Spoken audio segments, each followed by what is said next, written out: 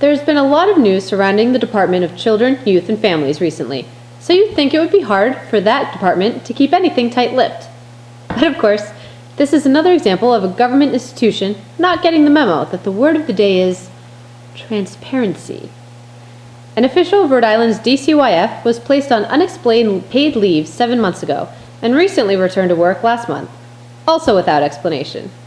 Brian P. Peterson is the Associate Director of Financial Management at the DCYF, and prior to his paid leave was acting as the Deputy Superintendent of the State Training School.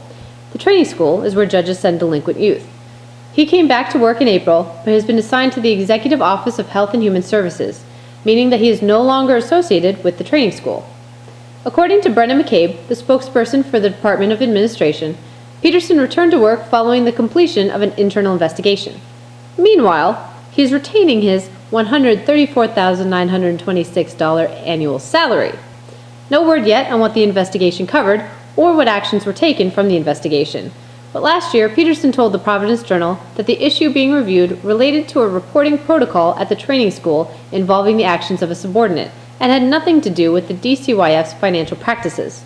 Of course, those financial practices were scrutinized in an audit last year. And I gotta say, I'm not surprised. Peterson makes $134,926 annually? I understand the need to put someone on leave during an investigation and to pay them, particularly if there's no wrongdoing on their part. But whoa, that's a lot of taxpayer money. Add that to the fact that Joseph C. Cardin, the training school superintendent, who was placed on paid leave literally days after Peterson, retained his $144,032 annual salary.